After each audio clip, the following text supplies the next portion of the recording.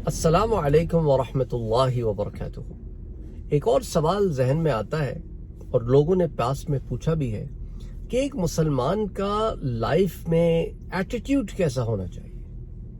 ایک طرف تو ہمیں اسلام سیریسنس سکھاتا ہے، جس کے اندر ہم دیکھتے ہیں کہ حضور صلی اللہ علیہ وآلہ وسلم نے صحابہ کرام سے اس طرح کے جملے بھی ارشاد فرمائے جس کا مفہوم یہ تھا کہ اگر تم وہ جان لو جو میں جانتا ہوں، جو میں نے دیکھا ہے، تو تم ہنسنا کم اور رونا بہت زیادہ کر دو۔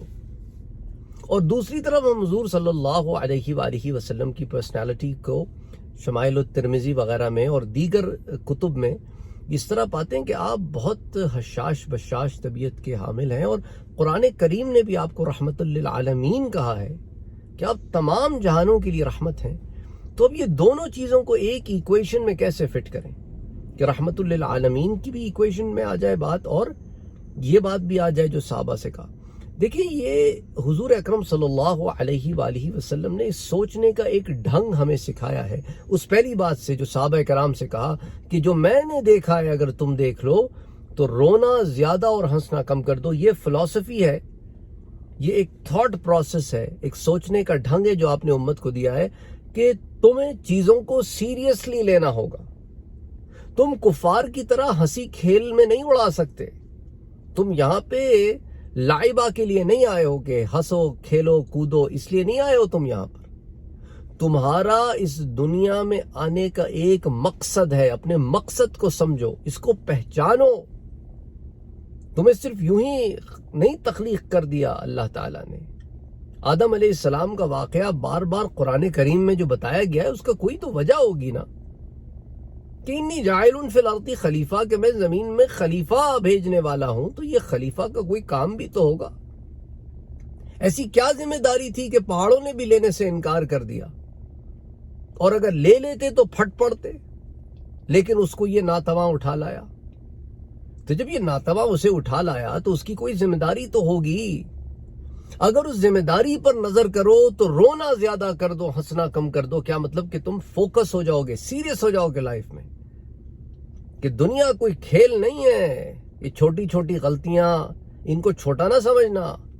کہ حضور صلی اللہ علیہ وسلم نے بی بی عائشہ صدیقہ رضی اللہ تعالی عنہا سے فرمایا تھا کہ یہ جو چھوٹی چھوٹی برائیاں ہوتی ہیں نا، گناہ ہوتے ہیں، ان کی مثال کیا ہوتی ہے کہ جب اب تم آگ جلاتے ہو تو یہ چھوٹی چھوٹی لکڑیاں ہوتی ہیں نا، یہ پہلے آگ پکڑتی ہیں، پھر بڑی آگ پکڑتی ہے۔ تو چھوٹے چھوٹے گناہوں کو تم نظر انداز کرنا شروع کرو گے تو کل بڑا گناہ بھی انسان کر بیٹھے گا، خبر نہیں ہوگی۔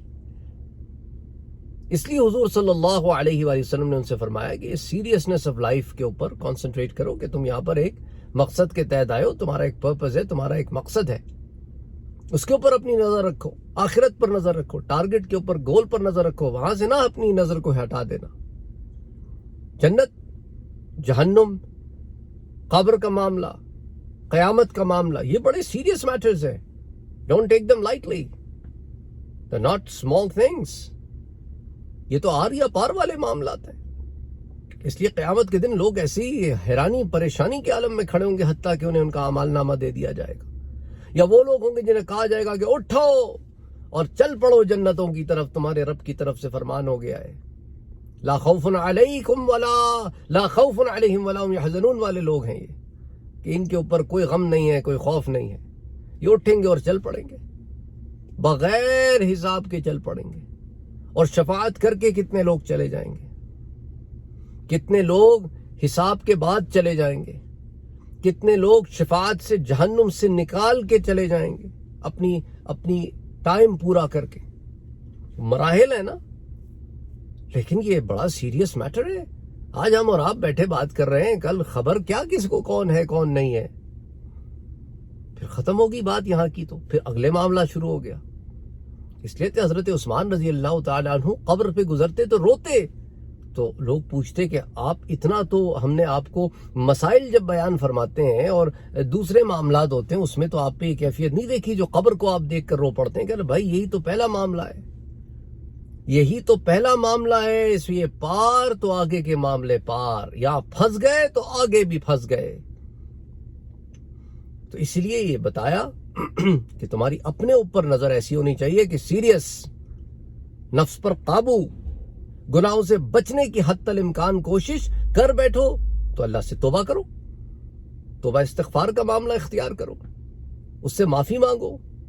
اس لیے وہ قرآن کریم میں فرماتا ہے من تابا، جس نے توبہ کی، ایمان لایا، عمل صالح کیے، یہی تو لوگ ہیں جو کامیاب ہو گئے ہیں۔ ویسے تو انسان خسارے میں نا، الا الذین آمنوا وعملوا الصالحات، سوا ان کے جو ایمان لاتے اور نیک عمل کرتے ہیں۔ اور پھر سورۃ 3 میں فرماتا ہے کہ فلہم اجر غیر ممنون، یہی تو وہ ہیں جن کے لیے کبھی نہ ختم ہونے والا اجر ہے، اور یہ اللہ کے دوست ہیں۔ اس لیے تو انہیں اللہ نے اپنے دوستوں کو اندھیروں سے نکال کے، ظلمتوں میں سے نکال کے نور کی طرف، ہدایت کی طرف، دین اسلام کی طرف لے آیا میرا رب۔ اس کے اولیاء ہیں، اس کے دوست ہیں۔ اب اولیاء میں خاصہ اور عامہ کا فرق ہے، کچھ خاص دوست ہیں، کچھ عام دوست ہیں۔ ہر مسلمان اللہ کا دوست ہے، وہ ولایت عامہ ہے۔ پھر ایک ولایت خاصہ ہے جو مخصوصین کے لیے ہے، جو اس کے خاص دوست ہیں، خاص بندے ہیں، جنہوں نے محنت کی ہے، ریاضتیں کی ہیں، اپنی نفس کو مارا ہے اپنے رب کی رضا کے لیے۔ اور جہاں تک حضور صلی اللہ علیہ وآلہ وسلم کا رحمت کا معاملہ ہے، تو وہ تو رحمت کا معاملہ امت کو یہ سکھانے کے لیے کہ تمہارے آپسی معاملات کیسے ہونے چاہیے۔ تمہارے آپسی معاملات جو ہے وہ محبت پر، پیار پر ہونے چاہیے۔ آپسی معاملات جو ہے وہ احساس پر ہونے چاہیے۔ ہم نے آپسی معاملات کا تو گلا گھونٹ دیا ہے، احساس ہی نہیں ہے یار، مر گیا ہے۔ ایمپتھی تو بہت بڑی بات ہے، سمپتھی بھی نہیں ہے ہمارے پاس۔ ایمپتھی یعنی کہ آپ محسوس کر رہے ہیں دوسرے کی تکلیف کو، اس کے you put yourself in his shoes, اس کی جگہ اپنے آپ کو رکھ کے محسوس کریں کہ یار واو تکلیف میں ہے یار یہ آدمی۔ اور ایک ہوتا ہے کہ سمپتھی، ہاں یار تکلیف میں ہے، مجھے پتا ہے، میں سمجھتا ہوں، لیکن احساس نہیں ہوتا اس کا۔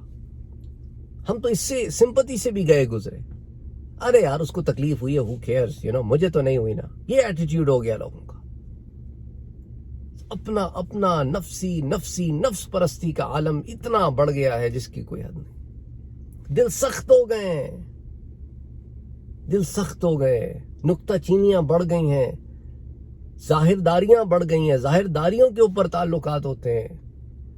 ڈاکٹرز ہیں تو ڈاکٹر سے ہی ملیں گے، انجینئرز ہیں انجینئر سے ہی ملیں گے، بزنس کمیونٹی ہے بزنس کمیونٹی سے ملے گی، غریبوں کو اپنے سرکل میں آنے نہیں دیں گے۔ دوستیاں جو ہیں ان کے پیمانے بن گئے ہیں، دنیا داریاں، آپسی معاملات میں خیانتیں شروع ہو گئی ہیں، کرپشن شروع ہو گیا، جھوٹ، چوری، چکاری، غصہ۔ یعنی عجیب بات ہے، سمجھ میں نہیں آتا۔ یہ مسلمان ہیں، رحمت للعالمین کے امتی ہیں، حضور صلی اللہ علیہ وآلہ وسلم کی شمائل سے ناواقف لوگ ہیں، گالی گلوچ کرتے ہیں ایک دوسرے کے ساتھ۔ دیکھیں نا، یہ بھویں چڑھی رہتی ہیں، غصے میں رہتے ہیں، سمجھتے ہیں کہ یہ غصہ دکھاؤں گا نا تو لوگ شاید دب کے رہیں گے، سبھی غصے میں ہیں۔ مجھے کئی بڑی حیرانی ہوتی ہے۔ ایک صاحب سے میں کئی دفعہ مسجد میں ملا، پرانی بات ہے، ہمیشہ تنے ہوئے رہتے تھے، ہمیشہ۔ کبھی میں نے اس شخص کے چہرے پہ مسکراہٹ نہیں دیکھی، کبھی اس کے اندر عاجزی، انکساری نہیں دیکھی۔ جب میں اس سے ملا ہوں وہ ایسے تنا ہوا ہے، بس السلام علیکم، وعلیکم السلام، that's it۔ I was like، سامنے والا بندہ آپ سے مسکرا کے خندہ پیشانی سے مل رہا ہے اور آپ کا ایٹیٹیوڈ اتنا زیادہ ہے کہ آپ اکڑ سے باہر ہی نہیں آ رہے اپنی۔ اس طرح کے اور بہت سارے لوگ دیکھے میں نے، کوئی دیندار لوگ بھی بظاہر دین والوں کا لباس پہنا ہوا ہے نا، بڑی بڑی داڑیاں ہیں اور بظاہر جو ہے وہ بڑا، لیکن اکڑ اتنی اکڑ کہ بندہ ہاتھ ملائے تو وہ ہاتھ بھی ایسے ملاتے ہیں آپ سے کہ آپ پہ احسان کر رہے ہیں ہاتھ ملا کے۔ پھر دنیا داروں کو بھی میں نے دیکھا ہے کہ کوٹ شورٹ پہن لیا ہے، کمپنیوں میں بڑی بڑی پوزیشنز پہ اگر لگ گئے ہیں تو اکڑ ہی نہیں جاتی، تنی ہوئی رہتی ہے گردن، ہمیشہ تنی ہوئی رہتی ہے گردن، اور غصے میں رہتے ہیں۔ پتہ نہیں کہ کسی نے ان کی بیل کھول دی ہے یا ان کا مال چرا لیا ہے، یہ ہر ایک کو وہی بیل کھولنے والا سمجھتے ہیں۔ عجیب معاملہ ہے۔ اور آپ ان سے بات کریں تو آپ کو ایسے لگے گا کہ ان سے بڑا عالم شاید کوئی پیدا نہ ہوا ہو۔ ہر بات میں یہ دین داخل کریں گے اور لیکن غصے میں رہیں گے، سارا وقت ان کے پاس دین کا غصہ ہے، پتہ نہیں کس پہ غصہ ہے، ان کو سمجھ میں نہیں آتا مجھے۔ میں بات لمبی کر رہا ہوں آپ سے، وجہ کیا ہے؟ کیونکہ یہاں دل دکھتا ہے یار جب میں یہ ایٹیٹیوڈ دیکھتا ہوں لوگوں کا. مسلمان ہیں اور کہنے کو اپنی طرف سے وہ اپنے آپ کو بہت متقی پرہیزگار سمجھتے ہیں، بڑے عالم سمجھتے ہیں اپنے آپ کو، لیکن ایٹیٹیوڈ ایسا ہے، اتنا ایٹیٹیوڈ ہے کہ تکلیف ہوتی ہے کہ یار انہوں نے کیا دین کا یہ پہلو نہیں پڑھا کہ رحمت للعالمین کی کیا طریقہ کار تھا. یہ ہوتا ہے جب صرف علم آ جائے اور تربیت نفس نہ ہو. یہ ہوتا ہے جب اس لیے رعونت آ جاتی ہے، کبر آ جاتا ہے، انسان کو خبر ہی نہیں ہوتی وہ فرعون کب بن گیا. کہ اگر درخت پہ پھل ہیں تو وہ درخت تو جھکے گا کہ سراہی سر نگوں ہو کر بھرا کرتی ہے پیمانہ. لیکن یہ تو شور دریا کی طرح شور کرتے رہتے ہیں. اگر یہ واقعی سمندر ہیں تو سمندروں کی طرح سکوت کیوں نہیں اختیار کرتے؟ کیونکہ تربیت نہیں ہے ان کے نفسوں کی. اس لیے نفس کی تربیت بہت ضروری ہے. اور نفس کی تربیت کا تعلق کس چیز سے ہے؟ کہ انسان کی اپنے نفس پر گرفت ہو. اور وہ گرفت کبھی کر سکتا ہے جب اسے علم کی کسوٹی میں رکھے. اور وہ علم کہاں سے ملے گا؟ وہ قرآن اور حدیث سے ملے گا کہ بابا یہ کرنا ہے، یہ نہیں کرنا ہے. تو بہرحال آپ کو اتنا تو سمجھ میں آ گیا ہوگا کہ what kind of attitude you should have towards life. Life میں آپ نے ایٹیٹیوڈ کیا رکھنا ہے؟ نظر رکھنی ہے آخرت پہ، وہ آپ کا مرکز ہونا چاہیے. اس مرکز سے آپ نے نہیں ہٹنا ہے. آپ کے تمام اعمال، افعال، اقوال، all the doings and sayings should be focused towards that one target. That should be your goal, that should be your aim. وہ آپ کا نصب العین ہونا چاہیے. اور آپسی معاملات میں محبت ہو، پیار ہو، شفقت ہو. حضور صلی اللہ علیہ وسلم نے بڑی بیلنس لائف گزاری ہے. یہ نہیں کہ ہر معاملے میں مسکراتے رہے، لیکن ایسے معاملات بھی ہیں اس میں آپ نے جلال کا اظہار بھی فرمایا، لیکن وہ معاملات اس نوعیت کے تھے. لیکن آپسی معاملات میں، عام زندگی میں آپ کا ایک طرز عمل بڑا بیلنس تھا. آپ اپنے نواسوں کے ساتھ، نواسی کے ساتھ ایک معاملات نظر آتا ہے آپ کو، نواسے نواسیوں کے ساتھ بہت محبت، پیار، شفقت، کھیل رہے ہیں ان کے ساتھ. اچھا پھر صحابہ کرام سے بھی، یعنی ان کے ساتھ کہ وہ آپ کی جو ہے وہ نماز میں بھی آپ کے ساتھ ہیں، آپ کی پیٹھ مبارک کے اوپر بیٹھ گئے ہیں. اچھا آپ ان سے ملنے آ رہے ہیں کہ بھئی میرے بیٹوں کو لے کے آؤ. کیا کتنے خوبصورت معاملات ہیں. آپ کا حضرت فاطمہ الزہرا رضی اللہ تعالی عنہا کے پاس ملنے جانا، ان کا آپ کے پاس ملنے آنا، ایک ادب، ہمیں ایک ادب سکھا رہا ہے سارا معاملہ.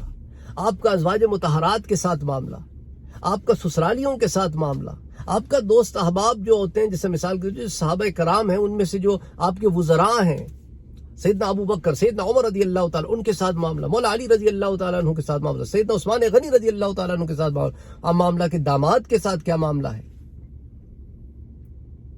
اسی طرح جو ہے شیخین کے ساتھ کیا معاملہ ہے، دیگر صحابہ کے ساتھ کیا معاملہ ہے، قوموں کے سرداروں کے ساتھ کیا معاملہ ہے، مدینے والوں کے ساتھ، مکے والوں کے ساتھ، یہود کے ساتھ، بت پرستوں کے ساتھ. آپ معاملات دیکھیں نا، آپ کو ایک آپ کا ویژن اوپن ہو جائے گا. تو بہرحال کہنے کا مقصد ہے اس طویل گفتگو کا، ابھی بھی بہت باتیں ہیں جو کرنے والی ہیں، لیکن I want to give you یہ 14-15 منٹ جو آپ میرے ساتھ لگا رہے ہیں، I want you to change your approach towards life. میں آپ چاہتا ہوں کہ آپ اپنی یہ جو دیکھنے کا جو زاویہ ہے نا زندگی کی طرف، اس کو ذرا بدلیں، اس میں سیریسنس لے کے آئیں، اور ساتھ ہی ساتھ اس کو محبت و حلاوت سے ڈھانپیں کہ یہ حلاوت گناہوں کے لیے نہیں ہو، یہ حلاوت آپسی معاملات کے لیے ہو. امید کرتا ہوں کہ آپ کو بات سمجھ میں آ گئی ہوگی.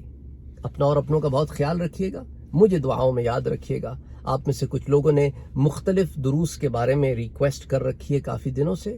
میں آپ کی اس ریکویسٹ کے اوپر انشاءاللہ تعالی آنے والے دنوں میں کام کروں گا. دوسرے بہت معاملات بھی بیچ میں چل رہے تھے، ان کو بھی دیکھنا پڑ رہا تھا، اس لیے جو ہے مختلف اور چیزوں پر کام نہیں ہو سکا، جیسے کمبو ہو گیا، یا کچھ لوگوں نے کچھ اور چیز کے بارے میں بھی ریکویسٹ کی ہیں اور کافی دن سے کر رہے ہیں. تو آہستہ آہستہ انشاءاللہ تعالی ان معاملات کی طرف بھی آئیں گے. اپنا اور اپنوں کا بہت خیال رکھیے. السلام علیکم ورحمۃ اللہ وبرکاتہ.